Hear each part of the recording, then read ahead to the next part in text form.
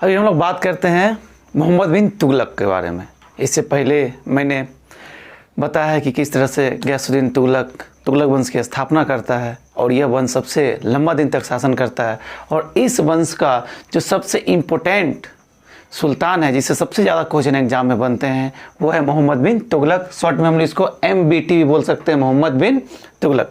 तो मोहम्मद बिन तुगलक के बारे में बात करें तो मोहम्मद बिन तुगलक जो था, जो इस वंश के संस्थापक थे गयासुद्दीन तुगलक, उसके ये पुत्र थे, अर्थात मोहम्मद बिन तुगलक के अब्बू जान गयासुद्दीन तुगलक थे।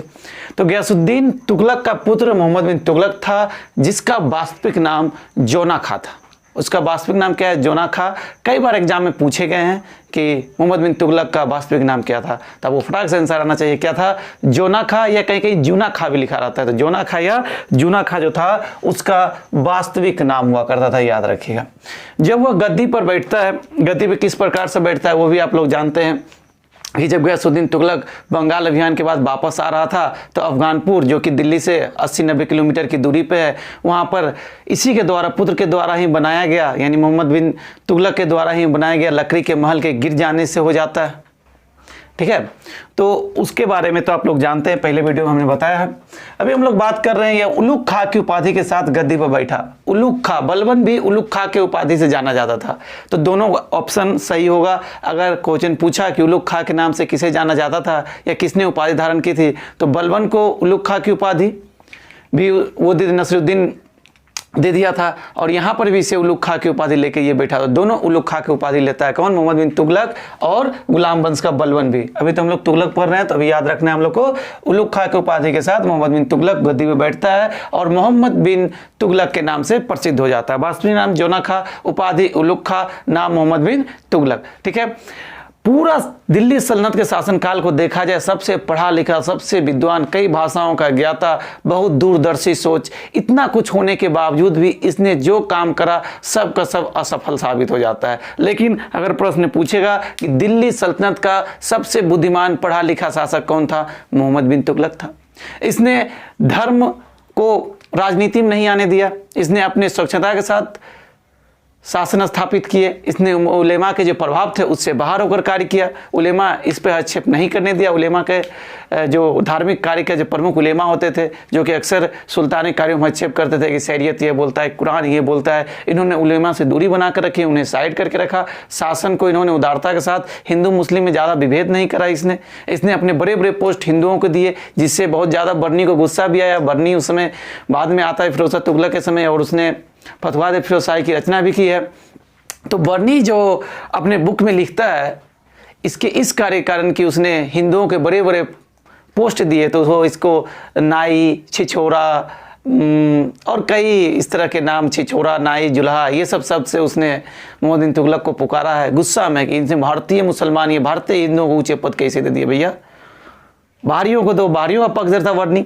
ठीक है, तब बात हम लोग करें कि इसे हम लोग स्वप्नशील, मूर्ख भी और रक्त पिपासु शासक भी कहते हैं। इसे पागल, रक्त पिपासु, स्वप्नशील, इन नामों की उपाधि से भी जाना जाता है। इसके पीछे रीजन है, इतना ज़्यादा पढ़ा लिखा था ना, बोलते हैं ज़्यादा पढ़ लोगे तो वो भी खराबी हो जाता है। वही सीन इसके साथ था, जो भी कार्य करता था जनता से सोचे बिना अपने मन से कर देता था, इसलिए इसे रक्त पिपासु बोलते थे कि बिना सोचे समझे जो मन होता है कर देता है। पागल, ऐसी सी योजना लाता था उस समय कि जनता को लगता था ये कहाँ सनक भरा पागल योजना है।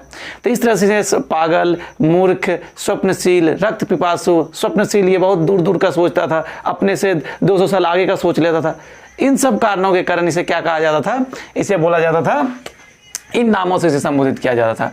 अब अगर बात करें तो जो दिल्ली सल्तनत का सर्वाधिक विस्तार हुआ, दिल्ली सल्तनत का सर्वाधिक विस्तार अगर किसी के शासनकाल में हुआ तो तुगलक वंश के शासनकाल में हुआ। इसके जो अब्बू जान थे गयासुद्दीन तुगलक, उसी के समय में बहुत ज़्यादा विस्तार हो गया। तो उस विस्तार में जोना खानी मोहम्मद बिन तुगलक का भी कार्य था, क्योंकि दक्षिण के अभियान का नेतृत्व उसने अपने पुत्र यानी MBT को ही दिया था। ठीक है, तो सबसे ज़्यादा विस्तार हुआ। लेकिन जब आप विस्तार करोगे बहुत ज़्यादा तो क्या होगा? साम्राज्य तो बढ़ेगा, लेकिन जब साम्राज्य बढ़ेगा तो विद्रोह भी बढ़ेंगे। तो सबसे ज़्यादा विद्रोह भी इसके शासनकाल में होता है, और इस विद्रोह के तहत दो बड़े साम्राज्य की स्थापना भी हो जाती है। एक हरियर और बुक्का के द्वारा 1336 में विजयनगर हिंदुओं का एक बड़ा साम्राज्य स्थापित कर देता है। उसके बगल में ही बहमनी साम्राज्य, कर्नाटक के आसपास के एरिया में एक बड़ा साम्राज्य बहमनी साम्राज्य, हसन गंगू अलाउद्दीन बहमन शाह के नाम से बहमनी साम्राज्य की स्थापना कर देते हैं। तो इस तरह से 2 बड़े साम्राज्य की स्थापना भी इसके शासनकाल में हो जाएगा, अर्थात सबसे बड़ा साम्राज्य और सबसे ज़्यादा विद्रोह भी इसके काल में, सबसे बड़ा साम्राज्य भी इसके काल में, और पतन का कार्य भी इसी के शासनकाल से चालू हो जाता है। तो इस बात को भी हमें ध्यान रखना है। पूछे जाते हैं कई बार क्वेश्चन में कि बहमनी साम्राज्य की स्थापना जिसमें हुआ उस समय दिल्ली का सुल्तान कौन था? मोहम्मद बिन तुगलक। विजयनगर साम्राज्य की जब स्थापना हुई दिल्ली का सुल्तान कौन था? मोहम्मद बिन तुगलक। ये दोनों भी आपको याद रखना है। इसके अलावा देखें तो यह प्रथम सुल्तान था जिसने हिंदुओं के त्योहारों में, हिंदू का जो त्योहार होली और दीपावली, मैंने कहा ना ये ज़्यादा उदार था, ज़्यादा कट्टर नहीं था, तो हिंदुओं के त्योहारों में जाकर ये पार्टिसिपेट करता था। तो दिल्ली का पहला सुल्तान था जो हिंदुओं के होली में, हिंदुओं के दीपावली में जाकर खुद उपस्थित होता था, पार्टिसिपेट करता था, मनाता था। इसे भी याद रखिएगा, कई बार इससे भी क्वेश्चन पूछे जाते हैं। ठीक है, इसने हिंदुओं को ऊंचे पद दिए, बर्निनी से माली, जुल्हा, नाई, रसोईया, छिछोरा आदि सबसे संबोधित किया इसके इस कार्य के कारण। निजामुद्दीन औलिया का यह शिष्य था। इसके पिता गयासुद्दीन तुगलक निजामुद्दीन औलिया का घोर विरोधी, दोनों में पड़ता नहीं था, और बेटा से इतनी अच्छी दोस्ती थी कि बेटा उसके शिष्य बन गए थे। ठीक है, तो याद रखिएगा अगर पूछ दिया जाए कि मोहम्मद बिन तुगलक किसके शिष्य थे तो अल्लाह निजामुद्दीन औलिया का। किसका? निजामुद्दीन औलिया। इसने निजामुद्दीन औलिया के मकबरे भी दिल्ली में बनवाए हैं, तो इसने उनका मकबरा भी बनवाया। जब इसके निर्माण कार्य की बात करेंगे तो वो भी जानेंगे हम लोग। हिंदुओं के होली दिवाली में शामिल होते थे, ये सब हमने बात करा। इससे जो सबसे ज़्यादा क्वेश्चन आते, इसके द्वारा जो प्रयोग किए गए थे, जो काफ़ी इसके जो प्रयोग थे वो काफ़ी आगे के थे, बहुत अच्छा सोचा समझा प्रयोग था, नेक प्रयोग थे, अच्छे प्रयोग थे, परंतु अभागा सुल्तान के नाम से इसे भी जाना जाता है। जिस कार्य को करता था वो बर्बाद ही हो जाता था। इतनी अच्छी अच्छी योजना बनाया लेकिन सब के सब क्या हो गए? असफल हो गए। उसके असफल योजनाओं को देखते हैं। हालांकि उसका सोच अच्छा था लेकिन उस समय बदनसीबी बोल सकते हैं उसकी कि हर योजना उसकी असफल हो गई। सबसे पहले हम लोग देखते हैं सांकेतिक मुद्रा के बारे में। सांकेतिक मुद्रा का प्रचलन जिस समय आदमी सोच नहीं सकता था उस समय उसने सांकेतिक मुद्रा का प्रचलन करवाया। अभी जो हम लोग मुद्रा का यूज करते हैं, जो 2000 या 2000 का नोट होता है, 1000 का नोट होता है, 500 का नोट होते हैं, वो तो सांकेतिक मुद्रा है। उसका एक्चुअल वैल्यू थोड़ी ना 1000 होता है, वो तो कागज का एक टुकड़ा है। तो सरकार उसको बोलती है ये 2000 है 2000। लेकिन पहले ज़माने में जो नोट चलते थे, या जो नोट तो चलता नहीं था, जो मुद्रा चलते थे, वो अगर स्वर्ण मुद्रा है तो उसकी वास्तविक कीमत और उस समय कीमत दोनों बराबर होता था। तो इसने उस समय क्या करा कि सांकेतिक मुद्रा चलाने का प्रयास किया। इसके पीछे मेन वजह यह था कि उस समय भारत ही नहीं पूरा विश्व में चांदी की कमी हो गई थी, और इस चांदी की कमी को दूर करने के लिए बहुत सारे राजाओं ने, बहुत सारे, एक ईरान का शासक हुआ करता था, उसने भी सांकेतिक मुद्रा, कागज की मुद्रा चलाए थे। कोई कतई खा करके हुआ करता था। इसके अलावा अगर पूछा जाए सबसे पहले सांकेतिक मुद्रा का प्रचलन चीन का एक शासक हुआ करता जिसका नाम था कुबलाई खा। क्या नाम था? याद रखिएगा, नाम था कुबलाई खा। ये चीन का कुबलाई खा था जिसने सबसे पहले सांकेतिक मुद्रा चलाया था। तो इसका जो सांकेतिक मुद्रा इसने चलाया वो सक्सेस रहा, सफल रहा। तो और ईरान के शासक जिसने कागजी मुद्रा चलाया, कुतई खा या कवई खा, उसने भी जो चलाया वो भी सफल रहा। तो इन दोनों के सफल होने के बाद एमबीटी को लगा कि हम भी सांकेतिक मुद्रा चलाएंगे और मेरा भी सफल हो जाएगा। इसने क्या करा, जो पीतल का जीतल हुआ करता था, पीतल का जो सिक्का होता था, तांबे या पीतल का जिसे जीतल कहते थे, उसे इसने चांदी के टांके के बराबर कर दिया कि चलो ये है क्या चीज का, पीतल का, लेकिन क्या मान लिए इसको, चांदी मान लो तुम लोग। और इसने सांकेतिक मुद्रा चला दिया। तो सांकेतिक मुद्रा तो चला दिया, जीतल और चांदी के मूल्य को क्या कर दिया, एक तरह से बराबर कर दिया। लेकिन पब्लिक ने क्या किया, जब से मालूम चला, रही यार पीतल का जो जीतल था वो चांदी के टांका के बराबर, तो इन लोगों ने भारी मात्रा में डुप्लीकेट सिक्के छाप दिए। क्योंकि भाई चांदी का सिक्का का बराबर वैल्यू दे रहा है, अगर तांबा का सिक्का, थोड़ा आदमी तांबा का सिक्का छाप देगा कि उसे ज्यादा बेनिफिट हो जाएगा। तो इसने इस तरह से किया और ये हो गया इसका सांकेतिक मुद्रा वाला। लेकिन बहुत ज़्यादा डुप्लीकेट सिक्के छप गए। बोला जाता है, बर्नी की पुस्तक में लिखा हुआ है बहुत सारे घर में इतने इतने आगे में पड़े होते थे, इतने ज़्यादा डुप्लीकेट नोट आ गए, मतलब सिक्के आ गए, और इन सिक्कों को अंततः उसे बंद करना पड़ा क्योंकि मार्केट में डुप्लीकेट का भंडार हो गया। और जब बंद करना पड़ा तो जिन लोगों के पास ये पीतल का जीतल था उसे उसने तांबे का टांका लौटाया। इसके कारण बहुत सारा आर्थिक हानि हुई कि भाई वो लोग डुप्लीकेट वाला भी लेके आ रहा है, नहीं हम तो आप ही से लिए हैं, अब उसे उसके बदले चांदी का देना पड़ता था। तो सांकेतिक मुद्रा चलाया, ये भी क्या हो गया, असफल हो गया। दोआब क्षेत्र में इसने करवृद्धि कर दिया। दोआब क्या होता है, दो नदियों के बीच का जो क्षेत्र होता है दोआब क्षेत्र कहलाता है। जैसे गंगा यमुना के बीच का क्षेत्र दोआब क्षेत्र, काफी उपजाऊ होते हैं दोआब क्षेत्र। कृष्णा और गोदावरी के बीच का क्षेत्र दोआब क्षेत्र कहलाते हैं। तो जिन क्षेत्रों में दो नदियों के बीच का जो क्षेत्र था उसमें इसने कर को बढ़ा दिया, इसने कर को 1/2 कर दिया था, यानी 50% कर दिया था। ये कार्य अलाउद्दीन खिलजी भी करा था, लेकिन उसने इसे इतनी कठोरता से लागू किया कि या उसका भाग्य अच्छा था कि लागू किया और सक्सेस हो गया। इसने जब किया तो 6 साल का अकाल पड़ गया इन क्षेत्रों में। अब इसने ये नियम लगाया और 6 साल का अकाल पब्लिक कहाँ से दे भैया, 6 साल से उसके घर में तो अकाल पड़ा हुआ है, तो इसके ये योजना भी असफल हो गई। इसने राजधानी को कहां लेके चलाया, दिल्ली से देवगिरी। देवगिरी कहां, देवगिरी कर्नाटक और मध्य प्रदेश के, अभी तो महाराष्ट्र में है, दौलताबाद के नाम से जाना जाता है। तो कहां, दिल्ली से 1400-1500 किलोमीटर दूर इसने महाराष्ट्र का दौलताबाद यानी देवगिरी में दिल्ली को प्रवर्तित कर दिया, राजधानी को दिल्ली से दौलताबाद। तो अब क्या हो गया, इतने सारे लोग जब वापस आए, बोला सारे पब्लिक चलो वहां पे, और फिर जब यहाँ आया 2-3 साल रहा, यहाँ उसे पसंद नहीं आया, फिर वो वापस चला गया। तो ये 4-5 साल का कार्य पूरा उसका बेकार रहा। तो ये राजधानी परिवर्तन भी इसका सक्सेसफुल नहीं रहा। राजधानी परिवर्तन के पीछे 2-3 रीजन बोले जाते हैं। कहा जाता है कि वहाँ के जो अमीर हुआ करते थे, जब मोहम्मद बिन तुगलक सो के उठता था तो उसमें जो बॉक्स होता था, शिकायत बॉक्स, उसमें ढेर सारी गालियाँ लिखी जाती थी मोहम्मद बिन तुगलक को कि निकल, कल तुम्हें देख लेंगे, कल तुम्हें मार देंगे। बहुत सारी गालियाँ गंदी गंदी लिखी होती थी। इस बात से वो बहुत परेशान हो गया था, इसीलिए कहा जाता है कि उसने राजधानी परिवर्तन किया। कुछ इतिहासकारों का विचार है कि वो दोआब के क्षेत्रों के लोगों को तकलीफ देना चाहता था, इसलिए राजधानी परिवर्तन किया। कुछ इतिहासकार का मानना है कि चूंकि महाराष्ट्र का जो देवगिरी है वो बीच सेंटर में होता था, ऊपर के राज्य को भी देख सकता था, नीचे के राज्य को भी देख सकता था, तो इसलिए उसने राजधानी परिवर्तन किए। बहरहाल जो भी रीजन हो उसने राजधानी परिवर्तन करा, जो कि असफल रहा। तो ये भी उसके कार्य क्या हो गए, असफल हो गए।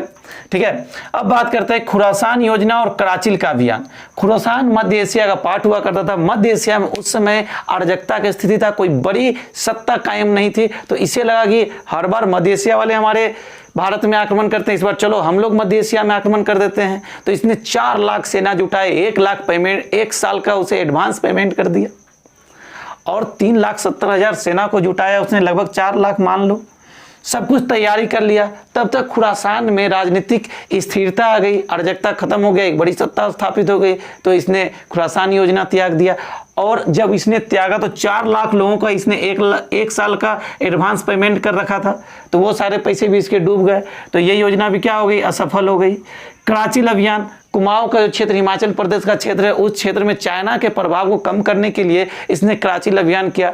कहा जाता है जब कराचिल अभियान में, और कराचिल अभियान को इसने सोचा नहीं कि उस एरिया में पूरा बर्फ वो बढ़ा रहता है, और बिना सोचे समझे इसने 10,000 सैनिक भेज दिए। मालूम चला कि 10,000 गए, पराजित होकर ठंड में मर गए, बहुत सारे को प्लेग हो गया, बहुत सारे ठंड से मर गए, और वापस मात्र 10 सैनिक आए थे। तो कराचिल अभियान भी इसका क्या हो गया था, असफल हो गया था। अब इसने एक नया विभाग स्थापित किया था, दीवान-ए-कोही। बहुत सारे किसान, ये जो 6 वर्ष का अकाल पड़ा था, बहुत सारे कंगाल हो गए थे, बहुत सारे के मन में इनके प्रति जो छवि था एमबीटी का बिगड़ चुका था। तो इन सबको ठीक करने के लिए उसने दीवान-ए-कोही विभाग की स्थापना की, जिसके तहत बोला गया किसानों को तकावी ऋण, तो कुछ का ऋण भी माफ किया गया, कुछ को तकावी ऋण दिया गया। इसके साथ ही कहा गया कि आप एक काम करो, सरकारी जो हम लोग अभी सुनते हैं गवर्नमेंट फार्मिंग की शुरुआत कर दी कि इस क्षेत्र में कुआं हम देंगे, सिंचाई हम देंगे, कर्ज भी हम देंगे, आप इस पे फसल उपजाओ। और फसल के लिए इसने 2 अधिकारी भी नियुक्त किए जिसको अनुभव होता था, और वे अधिकारी बताते थे कि जो जगह गेहूं लगाओ, गेहूं की जगह गन्ना लगाओ, जैसी मिट्टी उस प्रकार की खेती करो, अंगूर लगाओ, किस तरह से ज़्यादा इनकम हो उस तरह की खेती तुम करो। तो ये सब सलाह देते थे, लेकिन ये योजना भी असफल रही, क्योंकि जो सरकारी एजेंट को इसने नियुक्त करा था वो करप्ट निकले, अनुभव की हीनता था, उन्हें खुद कृषि नहीं आती थी, उन्हें इसने जिम्मेदारी दे रखा था।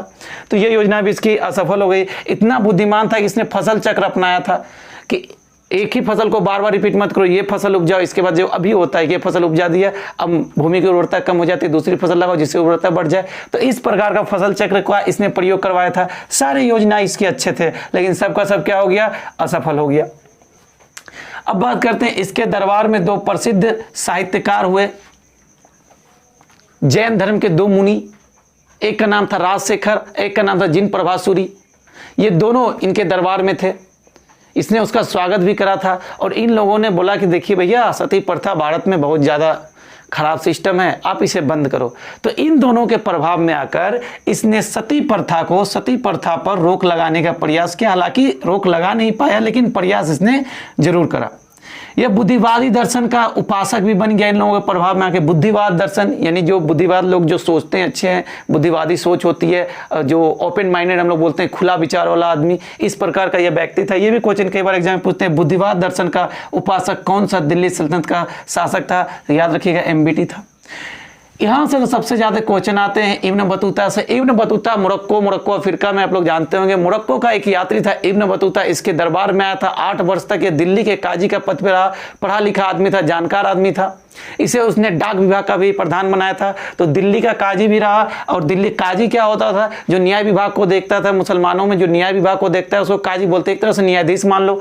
तो इसने दिल्ली का न्यायाधीश रहा, 8 वर्षों तक डाक विभाग का रहा। 1342 में इसे चाइना भेज दिया गया, क्योंकि इसके साथ भी संबंध अच्छे नहीं रहे लास्ट में एमबीटी का, मोहम्मद बिन तुगलक का। तो इसे भेज दिया गया राजदूत बनाकर चाइना। तो ये इसके इंपॉर्टेंट हो जाएंगे।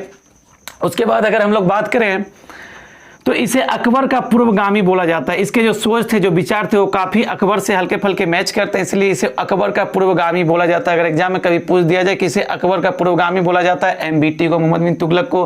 किसे द्वितीय अकबर बोला जाता है, तो इसके बाद जो आएगा फिरोज शाह तुगलक, उसे बोला जाता है। तो ये दोनों क्वेश्चन आपके दिमाग में होना चाहिए। 2 नए साम्राज्य की स्थापना किया था, हरियर और बुक्का ने विजयनगर, और बहमनी साम्राज्य की स्थापना हसन गंगू ने कर दिया था। ये दोनों मैंने आपको पहले बताया। अब बात करते हैं इसने कौन कौन से निर्माण कार्य किए। निर्माण कार्य से अक्सर क्वेश्चन पूछे जाते हैं कि आदिलवाद का दुर्ग, दिल्ली के पास एक जगह आदिलवाद, वहां पर उसने एक बड़े से दुर्ग का निर्माण करवाया था। तो आदिलवाद का दुर्ग किसने बनवाया? मोहम्मद बिन तुगलक ने। सतपला बांध किसने बनवाया? मोहम्मद बिन तुगलक ने। बिजली महल, कई बार इसे क्वेश्चन पूछे जाते हैं, बिजली महल की स्थापना किसने की थी? बिजली महल किसने बनवाया था? मोहम्मद बिन तुगलक ने। निजामुद्दीन का मकबरा, उसका शिष्य था, बहुत मानता था निजामुद्दीन औलिया को, तो उसका मकबरा भी इसने बना दिया। इसके समय में एकमात्र मंगोल आक्रमण हुआ था तरमासरीन के नेतृत्व में। ये कई बार क्वेश्चन पूछे जाते हैं कि तरमासरीन ने किसके शासनकाल में आक्रमण किया था? तो मोहम्मद बिन तुगलक के शासनकाल में। इसी से मार मार के भगा दिया था तरमासरीन ने, बोले चल हट भारत से निकल। सिर्फ हराया नहीं, इसने पेशावर को जीत भी लिया। याद रखिएगा, पेशावर और कलानौर को इसने जीत भी लिया था ये इससे, मंगोलों से। ये भी एक इसका इंपॉर्टेंट पक्ष बन सकता है, यहां से भी क्वेश्चन पूछे जा सकते हैं। सिक्के पर अल सुल्तान जिल्ले इलाही किसने लिखवाया? ये भी एमबीटी ने लिखवाया। इसके सिक्के पर अल सुल्तान जिल्ले इलाही लिखा होता था। अल सुल्तान जिल्ले इलाही मोहम्मद बिन तुगलक के सिक्के पर लिखा होता था। ये भी आपको इंपॉर्टेंट है, याद रखना है।